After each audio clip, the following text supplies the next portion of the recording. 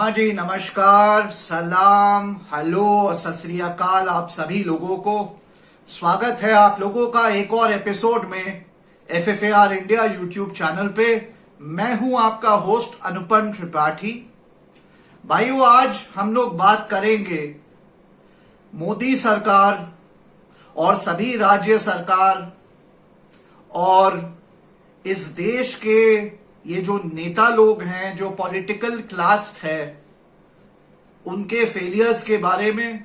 कितने वो भ्रष्ट हैं, कितने वो निकम्मे हैं, अंग्रेजी में कहते हैं कितने वो इनकॉम्पिटेंट हैं, उनकी इनकॉम्पिटेंसी, सिस्टम का फेलियर, नेतागढ़ का फेलियर, भारत के पॉलिटिक्स समाज का फेलियर एंड अबव ऑल जो मौजूदा भारतीय जनता पार्टी सरकार है, मोदी सरकार है और अनेक राज्य सरकारें, इन सभी के फेलियर के बारे में आज हम लोग बात करेंगे डिटेल में। चलिए शुरू करते हैं।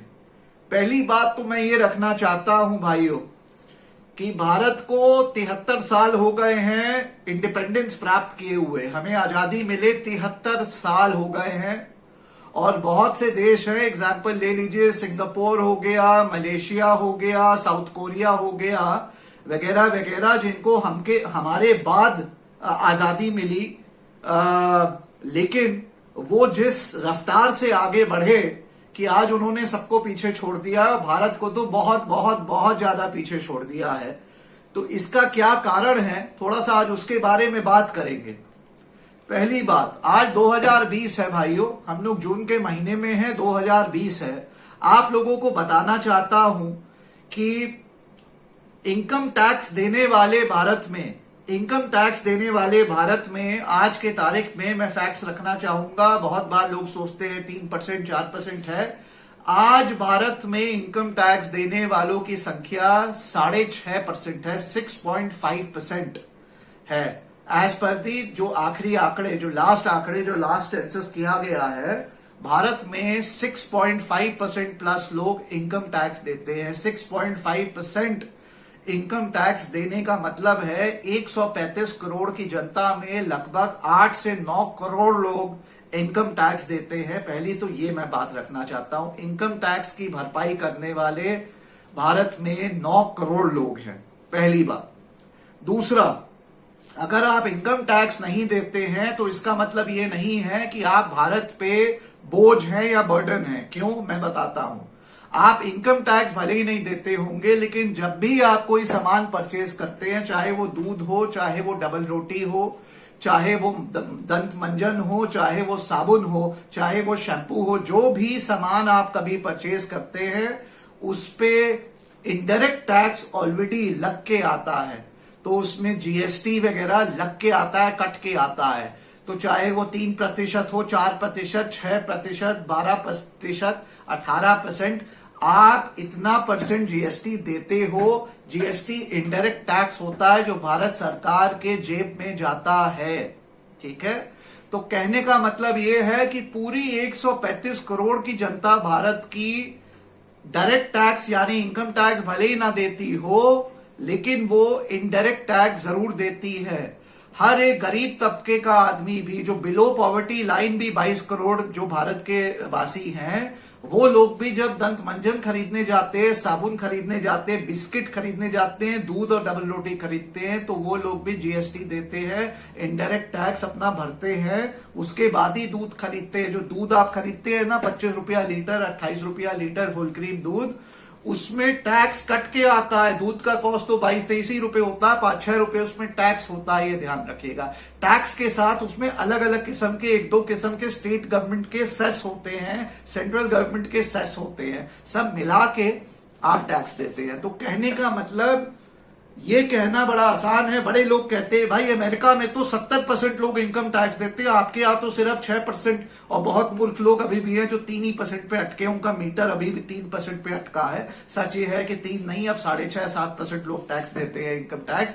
लेकिन ये कहना कि अमेरिका में 70% लोग इनकम टैक्स देते हैं और इंडिया में 6% देते हैं, तो फिर आप कैसे सरकार से सवाल कर सकते हैं कि सरकार सुविधा क्यों नहीं देती है। तो मैं इसका जवाब देना चाहता हूं, इसका जवाब टू फोल्ड है। पहला, इनकम टैक्स सिर्फ सरकार की कलेक्शन नहीं होती है, जीएसटी से भी सरकार कलेक्ट करती है, इनडायरेक्ट टैक्स से भी कलेक्ट करती है, और इनडायरेक्ट टैक्स देने वाले भारत में 135 करोड़ हैं। अमेरिका की मात्र आबादी 35 करोड़ की है और भारत की आबादी 135 करोड़ की है।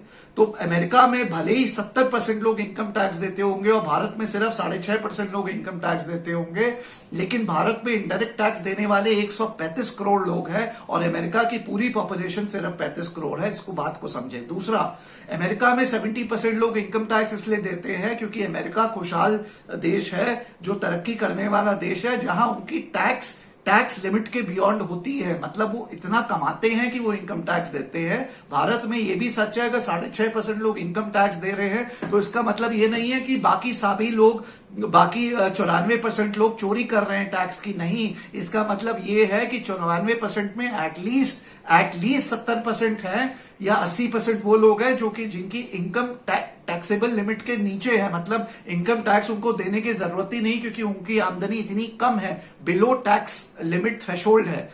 बात समझे? और उसके अलावा शायद 10%, 15%, 20% वो जरूर होंगे जो टैक्स की चोरी करते हैं और वो गलत करते हैं। मैं उनके खिलाफ हूं और उनको जेल में डालो, उनके खिलाफ टैक्स प्रोसीडिंग करो, माना। लेकिन इसका मतलब ये नहीं है कि जो लोग 7% लोग टैक्स दे रहे हैं और वो 70% लोग जो टैक्स देने की क्षमता ही नहीं रखते हैं, उनको जो है आप कसूरवार ठहराएं और उन पे सारा बर्डन डाल दे। और जब सवाल उठाया जाए कि सरकार जो है क्यों नहीं हमें अच्छी फैसिलिटी देती है, तो आप हर बार कहें क्योंकि आप इनकम टैक्स कम देते हैं। ये गलत होगा कहना।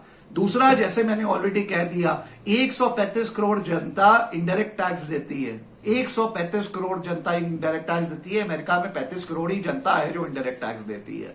तो ये भी बात को समझिए, ठीक है।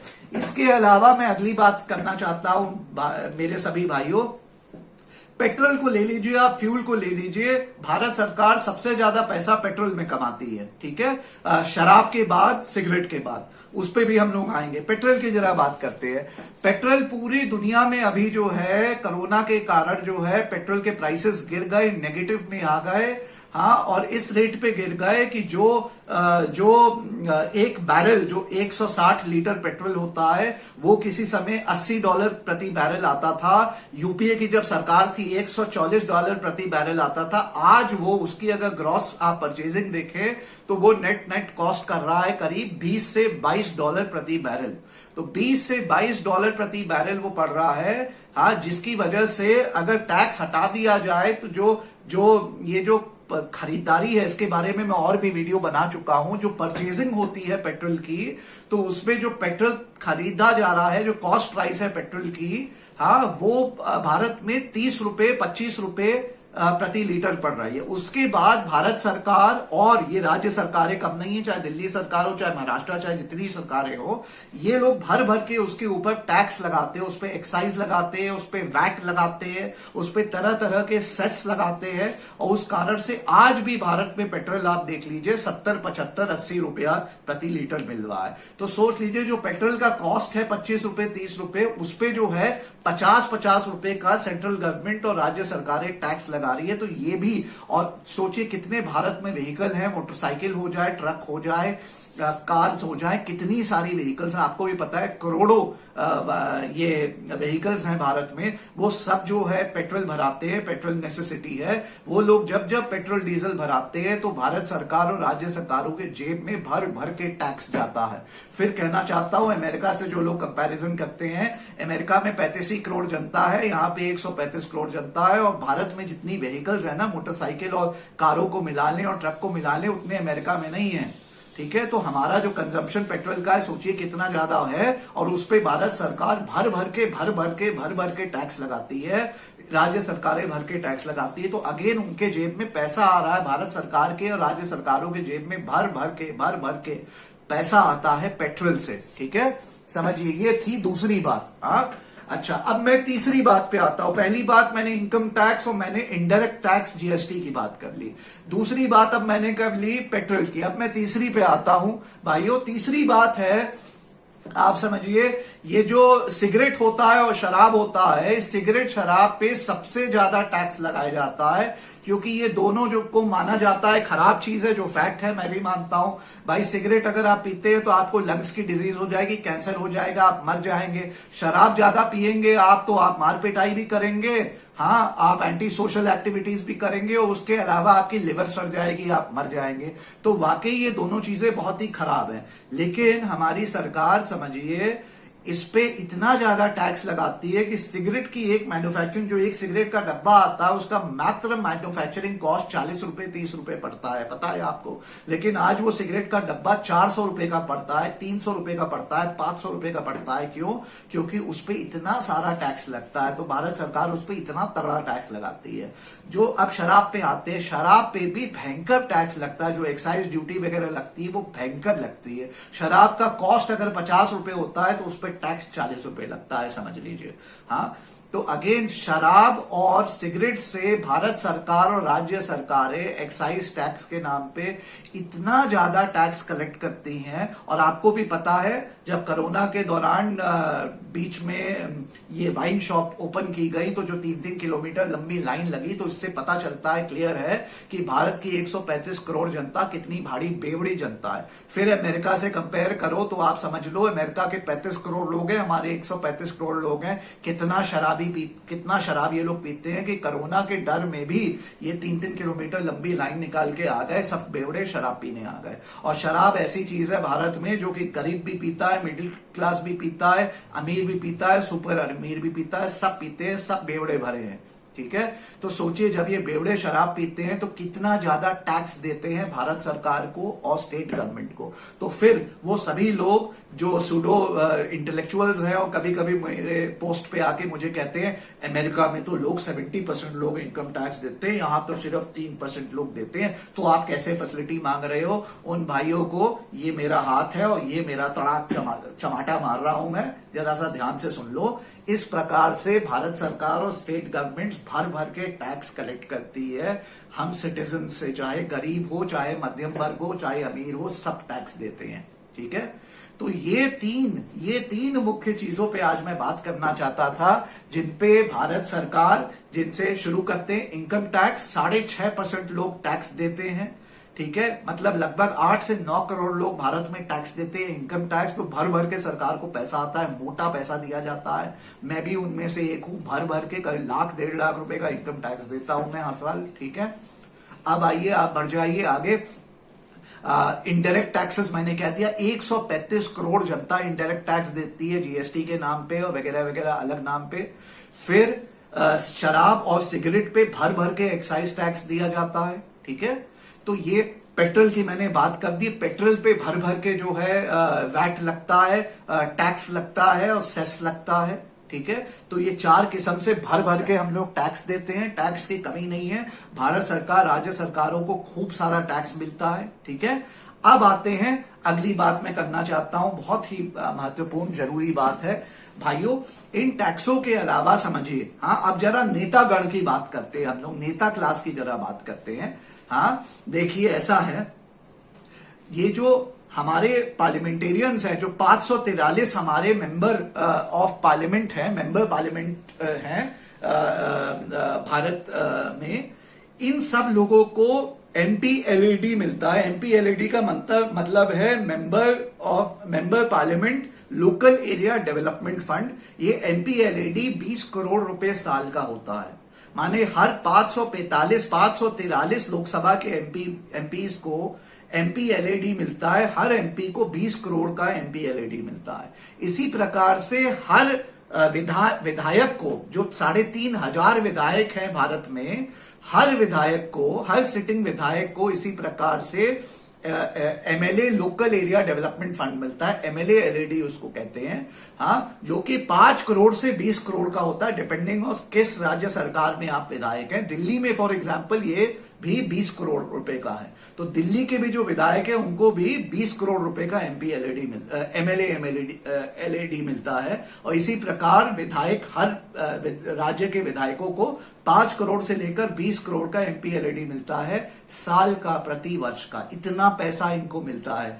ये पैसा इनको भारतीयों के लिए, अपनी कॉन्स्टिट्यूएंसी के लिए, भारत के लिए, हाँ अपने क्षेत्र के लिए, के तरक्की के लिए, के बढ़ने के लिए, के इंफ्रास्ट्रक्चर के लिए लगाना होता है, खर्च करना होता है, ताकि वो क्षेत्र डेवलप हो। ठीक है, तो ये एक और ये अलग हो गया। हाँ सोचिए इसमें कितना पैसा होता है, कितने एमएलए एमपी जो है अपना पैसा खर्च कर सकते हैं क्षेत्र को डेवलप करने के लिए, जो नहीं करते हैं। और ये फैक्ट है कि 70% एमपीज और एमएलएस का अगर आप जो है रिसर्च करेंगे तो आप पाएंगे कि इनका एमपी एमएलए फंड जो है ना वो वैसा का वैसा ही रहता है, ये खर्च ही नहीं किए होते हैं। और हर साल 2 साल 3 साल ये बस बढ़ते जाता है, वहां पड़े रहता है। लोग भूखे मर रहे होते हैं, इंफ्रास्ट्रक्चर के नाम पे जीरो फैसिलिटी मिल रही होती है, लेकिन ये फंड ऐसे ही पड़े रहता है। ये जानिए। तो ये हो गई 5वीं बात जो मैं बताना चाहता था। स्टार्ट किया है, समअप कर रहे हैं, फिर से बात को समझिए। पहली बात हमने स्टार्ट किया इनकम टैक्स और इनडायरेक्ट टैक्सेस से, जीएसटी वगैरह से। दूसरी बात हमने करी पेट्रोल से जो हम लोग रिकवरी करते हैं। ठीक है, हाँ। तीसरी बात हमने करी शराब और सिगरेट से जो हम लोग बात करते हैं। ठीक है, और जीएसटी की हम लोग कर चुके हैं। तो इनकम टैक्स, इनडायरेक्ट टैक्सेस 2 हो गया। तीसरा पेट्रोल से जो टैक्स कवर करते हैं। फोर्थ हमने सिगरेट शराब की बात करी। और फिफ्थ हम लोग बात करें एमपी और एमएलए का जो लोकल एरिया डेवलपमेंट फंड होता है, वहां भी इतना पैसा मिलता है खर्चा करने के लिए। ठीक है, अच्छा अब आता हूं मैं नेक्स्ट। हाँ अब आप समझिए नेक्स्ट। अब हर राज्य में चीफ मिनिस्टर अपना चीफ मिनिस्टर रिलीफ फंड रखता है। ठीक है, मुझे याद है जब मैं आईएलएस लॉ कॉलेज में था तो चीफ मिनिस्टर फंड से जो है 1 लाख रुपए मेरे कॉलेज को दान दिया गया था, ताकि मैं स्टूडेंट और मेरी टीम अमेरिका जा सके, गवर्नमेंट ऑफ इंडिया और भारत सरकार और हमारे कॉलेज को रिप्रेजेंट कर सके in the world cup of international moots. तो मैं स्टेटसन कॉलेज ऑफ लॉ गया था एनवायरमेंटल मूड कोर्ट कंपटीशन में इंडिया को रिप्रेजेंट करने। तो हमारे कॉलेज के पास पैसा नहीं था, लेकिन उस समय विलास राव देशमुख साहब हमारे कॉलेज के फॉर्मर एलुमनाई रहे हैं और लेट विलास राव देशमुख साहब उस समय चीफ मिनिस्टर होते थे। उन्होंने मेरे कॉलेज को 1 लाख रुपए मेरे अमेरिका जाने के लिए और मेरी टीम के अमेरिका जाने के लिए फंड किया था। तो वो चीफ मिनिस्टर फंड से उन्होंने दिया था। तो इसी प्रकार से मैं बताना चाहता हूं कि हर राज्य सरकार में चीफ मिनिस्टर फंड होता है। और इसी प्रकार जब जब कोई कैलामिटी आती है, जैसे कोविड आया है, तो हर राज्य सरकार के पास चीफ मिनिस्टर रिलीफ फंड होता है। उस चीफ मिनिस्टर रिलीफ फंड में टैक्स नहीं, दान मांगा जाता है। और लोग आपकी तरह, मेरी तरह, मेरे पिताजी की तरह, सभी लोगों की तरह भर भर के उसमें जो है दान देते हैं। उसमें करोड़ों अरबों रुपया दान आता है हर चीफ मिनिस्टर। तो हर स्टेट में, भारत के 29 स्टेटों में ऐसा चीफ मिनिस्टर रिलीफ फंड होता है जिसमें करोड़ों रुपए दान पड़ा होता है। ठीक है, और मैं आपको बताना चाहता हूं कि राज्य सरकारों में 29 राज्य सरकारों में 20 राज्य सरकारों में पाया जाता है कि ये जो चीफ मिनिस्टर रिलीफ फंड वगैरह होता है जिसमें करोड़ों अरबों रुपए पड़े हैं, वो पड़े ही रहते हैं। वो जिस कारण के लिए उनको इकट्ठा किया गया, उनको खर्च ही नहीं किया जाता है, वो पड़े रहते हैं, वैसे के वैसे बस पड़े रहते हैं। गरीब मर रहा होता है, भूखा मर रहा होता है, इंफ्रास्ट्रक्चर के नाम पे हम लोग जीरो होते हैं, लेकिन वो पैसा पड़े रहता है। और फाइनली दोस्तों ये 5 हो गए, 5-6 मैंने बता दिया आपको मीडियम्स जिसके द्वारा भारत सरकार और राज्य सरकारें पैसा कमाती हैं। भारत में टैक्स के माध्यम से पैसा कलेक्ट करती हैं, डोनेशन के माध्यम से पैसा कलेक्ट करती हैं। फाइनली आता है सबसे बड़ा, जिसको कहते हैं prime minister relief fund. Prime minister relief fund में भी करोड़ों अरबों रुपया जमा किया जाता है। लोगों से डोनेशन मांगी जाती है, लोग डोनेट करते हैं किसी नेशनल डिजास्टर के लिए, जैसे अभी कोविड चल रहा है। लेकिन सब ठन गोपाल, और फाइनली जो सबसे बड़ा जो ब्लेटेंट वायलेशन है और जो सबसे बड़ा स्टार्क जो मैं कहता हूं कि सबसे बड़ा जुमला और एक स्लैप है हम सभी भारतीयों के फेस पे और सभी एनआरआईज के फेस पे जो भारत के बाहर ये वीडियो देख रहे हैं, ये जो प्रधानमंत्री हमारे मोदी साहब हैं, आदरणीय हमारे सुप्रीम लीडर नरेंद्र मोदी जी, उन्होंने जो पीएम केयर्स फंड बनाया जिसमें प्रिंट की रिपोर्ट है, 1 हफ्ते के अंदर 6,500 करोड़ आ गए। उसके बाद हर हफ्ते कितने करोड़ों आए होंगे कोई हिसाब नहीं है। वो पीएम केयर्स फंड को ना तो वो आरटीआई के अंदर लाते हैं, ना किसी को जवाब देते हैं। वो यही नहीं जवाब आज तक दे पाए हैं 3 महीने में कोई भी मांगता है, जवाब नहीं देते हैं। क्या, कितना पैसा पीएम केयर फंड में आ गया, पहला। दूसरा सवाल, ये पैसा जो आया उसमें कितना पैसा आपने कहां पे खर्च किया, और तीसरा फाइनली किसका बेनिफिट हुआ, प्रूफ लाओ, किसका फायदा हुआ उस पीएम केयर्स फंड के पैसे जो आपने खर्च करे। ये तीनों सवालों का जवाब प्रधानमंत्री का ऑफिस और भारत सरकार ने पिछले 3 महीने में आज तक नहीं दिया। हाँ, और ये सारा पैसा गप हो गया। तो फाइनली इस वीडियो को अंत करते यही कहना चाहता हूं आप सब लोगों को कि ये 7 मीडियम्स हैं जो मैंने आपको अभी गिनवाए, हाँ, जिससे भारत सरकार और राज्य सरकारें भर भर के बाल्टी भर के टैक्स कलेक्ट करती हैं हम लोगों से, चाहे इनकम टैक्स हो, चाहे जीएसटी हो, चाहे इनडायरेक्ट टैक्स हो, चाहे एक्साइज हो, चाहे सेस हो। उसके अलावा चीफ मिनिस्टर रिलीफ फंड और प्राइम मिनिस्टर रिलीफ फंड में और ये पीएम केयर्स फंड में भर के डोनेशन और चंदा भी ये लोग लेते हैं। 73 साल हो गए हैं भारत की आजादी को मिले हुए। भारत की आजादी मिली 1947 में, उसके बाद 10-10, 20-20 साल बाद जो देशों को आजादी मिली वो भी आज भारत से सैकड़ों किलोमीटर आगे निकल गए हैं, सैकड़ों किलोमीटर आगे निकल गए हैं, लेकिन भारत वहां का वहां ही है, तस का मस है। क्यों? इसका मुख्य कारण 2-3 है, उसके बारे में जरा बात करना चाहता हूं। पहला, हमारी हर सरकार 1947 से लेकर 2020 तक की सरकारें भ्रष्ट हैं, हमारे नेतागण निकम्मे हैं, अंग्रेजी में कहते हैं इनकॉम्पिटेंट हैं। और तीसरा, आप पे उंगली उठाना चाहता हूं, जब उंगली उठा रहा हूं तो 3 उंगलियां मेरे पे आ रही हैं, तो अपनी 3 उंगलियां जो मेरे पे उठ रही हैं उसको भी रिकॉग्नाइज करता हूं, अप्रिशिएट करता हूं। ये आप पे उंगली मैं उठा रहा हूं, आप सभी भारतीयों पे और एनआरआईज पे जो भारत के बाहर हैं, हाँ, जो जब मैं सवाल उठाता हूं सरकार पे तो कहते हैं अमेरिका तो 70% इनकम टैक्स देता है, तुम लोग तो 3% देते हो। तो मैं आशा करता हूं तुम्हें जवाब मिल गया होगा मेरा।